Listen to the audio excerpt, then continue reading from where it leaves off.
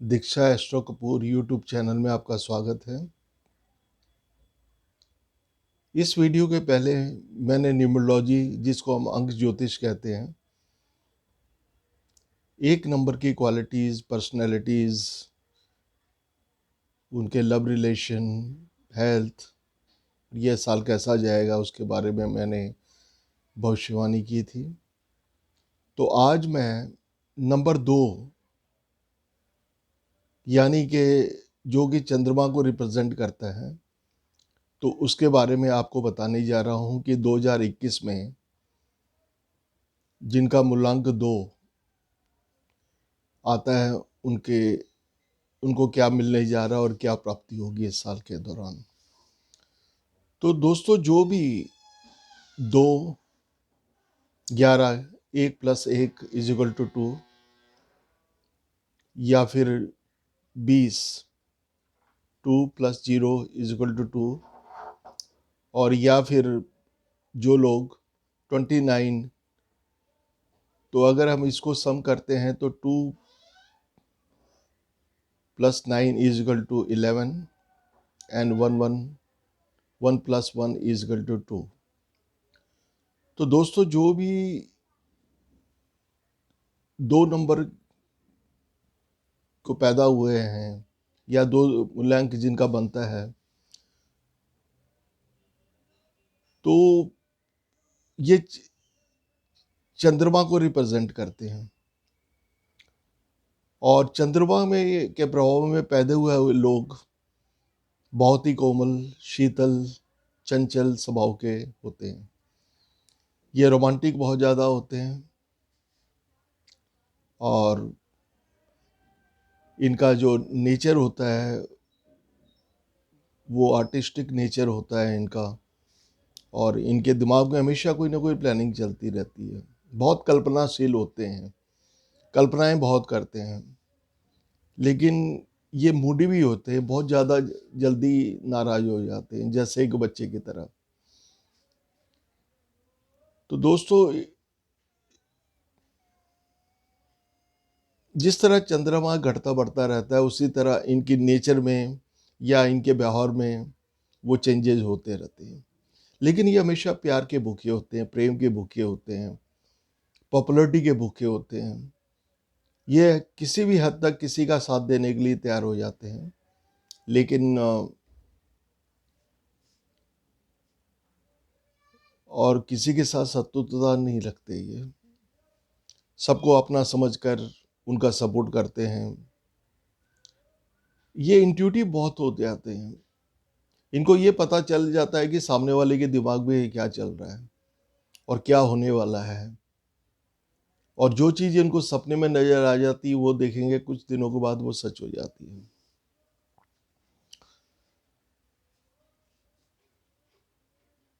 और जिनसे इनको प्रेम होता है, उनके लिए बड़ा से बड़ा सैक्रिफाइस, बड़ा से बड़ा त्याग करने को तैयार हो जाते हैं। ये अस्थिर नेचर, चंचल और इनोसेंट भी होते हैं।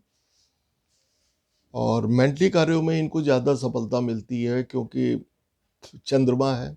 और फिजिकली इतना वर्क्स में इनको सफलता नहीं मिलती जितनी कि जो खास करके मेंटली कामों में इनको सफलता मिलती है। तो दोस्तों, अगर हम 2021 का यानी कि इस वर्ष 2021 का को जोड़ते हैं, तो इसका टोटल बनता है 5। और 2 और 5 दोनों में कुछ अंतर तो होता है। चंद्रमा जो है वो माँ को रिप्रेजेंट करता है, और बुध जो है, जिसको कि ज्योतिष शास्त्र में राजकुमार कहा जाता है, प्रिंस कहा जाता है। तो चंद्रमा, आपको ये अंदाजा होगा कि जिस तरह माँ अपने बच्चे का ख्याल रखती है, और बुध राजकुमार या बेटे की तरह है, तो आप अंदाज़ा ला सकते हैं माँ बेटे का संबंध कैसा होता है। माँ हमेशा केयर करती है, बेटा या अच्छे नेचर का है, बुरे के लिए माँ के लिए बेटा बेटा होता है। तो दोस्तों, अब मैं आपको 2021 के वार्षिक फल के बारे में बताने जा रहा हूँ कि जो लोग 2, 11, 20 और 29 तारीख को पैदा हुए हैं, तो कैरियर पॉइंट ऑफ व्यू से क्या रहने वाला है इस साल में, या बिजनेस पॉइंट ऑफ व्यू से इनको क्या मिलने वाला है। तो दोस्तों, कैरियर और बिजनेस के लिए ये वर्ष बहुत ही बेहतरीन रहने वाला है। व्यवसाय में उन्नति के योग हैं, जॉब में प्रमोशन और ट्रांसफ़र के योग बनेंगे, और एक बड़ा प्रोजेक्ट या बड़ा ऑर्डर इनको मिल सकता है इस समय के दौरान।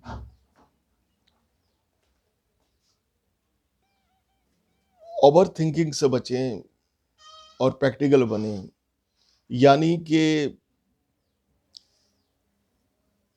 इनको खास करके पानी से संबंधित कामों में कामयाबी मिलती है, भले ये नेवी में हैं या फिर किसी तरह कोई जल से संबंधित ये व्यापार करते हैं। अगर आप डॉक्टर हैं या नर्स हैं या स्वास्थ्य सेवा से जुड़े हुए हैं, तो अपार सफलता के योग हैं, बनेंगे फरवरी से जुलाई के बीच। तो दोस्तों, अगर कैरियर पॉइंट ऑफ व्यू और बिजनेस पॉइंट ऑफ व्यू देखा जाए तो ये साल आपके लिए बहुत अच्छा रहने वाला है। अब मैं जाता हूँ आपकी आर्थिक स्थिति, फाइनेंस कैसा रहने वाला है। इस वर्ष फाइनेंस की स्थिति बहुत ही बेहतर रहने वाली है। प्रचुर मात्रा में धन की प्राप्ति होगी, और इस वर्ष आपको मकान और वाहन सुख की प्राप्ति के भी योग बने हुए हैं और प्राप्त होंगे। अब दोस्तों, मैं एजुकेशन पे आता हूँ। हायर एजुकेशन के लिए ये साल बहुत ही अच्छा रहेगा, और अगर आप चाहें या जो लोग विदेश जाके शिक्षा प्राप्त करने के इच्छुक हैं, तो उनको पूर्ण सफलता के योग बनेंगे इस साल के अंदर। अब दोस्तों, मैं हेल्थ यानी कि स्वास्थ्य पे आपको बताने जा रहा हूँ। स्वास्थ्य ठीक रहेगा, कृपया अपने खान पान का ध्यान रखें। डाइजेशन सिस्टम की, आँखों की, या फिर सर्दी जुकाम, अस्थमा संबंधित छोटी मोटी प्रॉब्लम हो सकती है। अति भावुकता से बचें और डिप्रेशन को हावी ना होने दें, क्योंकि आप सेंसिटिव इमोशनल बहुत ज़्यादा होते हैं, तो कई बार आप भावुकता में बह के अननेसेसरी टेंशन, एंजाइटी, फ्रस्ट्रेशन ले। तो मेरे कहने का मतलब कि जो करना है कर डालो, क्योंकि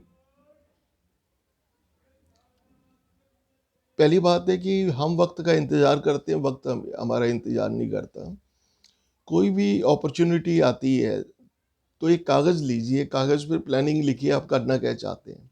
प्लान नंबर 1, 2, 3 जितनी प्लानिंग है, उसका विश्लेषण कीजिए, उसका प्लस एंड माइनस, उसकी लाभ और हानि देखिए, और एक बार डिसाइड करने के बाद क्विक एक्शन कीजिए। क्योंकि मेरे कहने का मतलब है कि आज में रहो, आई मीन टू से अभी में रहो, क्योंकि जो कल बीत गया है वो आएगा नहीं, क्योंकि वो जा चुका है, वो मर चुका है, वो वापस आएगा नहीं। और जो कल आने वाला है वो आज डिसाइड करेगा। तो एक तो क्विक डिसीजन लेने की आदत डालिए, तो आप देखेंगे आपके ऊपर डिप्रेशन का प्रभाव बहुत कम होता है। अब दोस्तों, अब मैं आता हूँ आपके लव रिलेशन और फैमिली रिलेशन पे। देखिए जी कि लव और फैमिली रिलेशन लाइफ अच्छी रहने वाली है, पर नाजुक भी रहेंगे। मूडी स्विंग है आपका, और मूडी स्विंग की वजह से कई बार शक, वाद विवाद, काल्पनिक, नेगेटिव थिंकिंग की वजह से वाद विवाद हो सकते हैं। किसी पर भी आंख बूंद कर भरोसा ना करें, आई मीन टू से don't trust blindly on any person. अब मैं दोस्तों आता हूं कि मुलांक 2 के अंदर कौन कौन सी फिल्मी हस्तियां पैदा हुई है और कामयाब हुई है, क्योंकि उन्होंने पॉजिटिव थिंकिंग रखी और अपना बेस्ट दिया। उनमें सबसे पहले हैं अमिताभ बच्चन, जो 11 तारीख को पैदा हुए हैं तो 2 नंबर बनता है। उसके बाद है अजय देवगन, उसके बाद है ट्रेजेडी के किंग दिलीप कुमार, और उसके बाद हमारे इंडिया के सबसे पहले बेस्ट सुपरस्टार राजेश खन्ना, ये भी 29 को पैदा हुए हैं।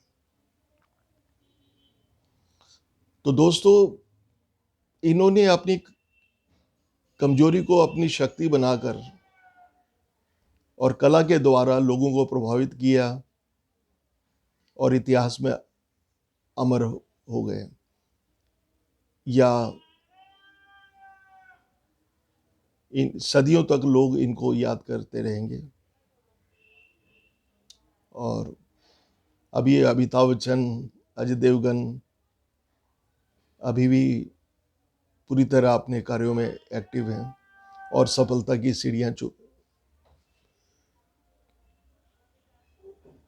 सीढ़ियों की ओर अग्रसर हैं।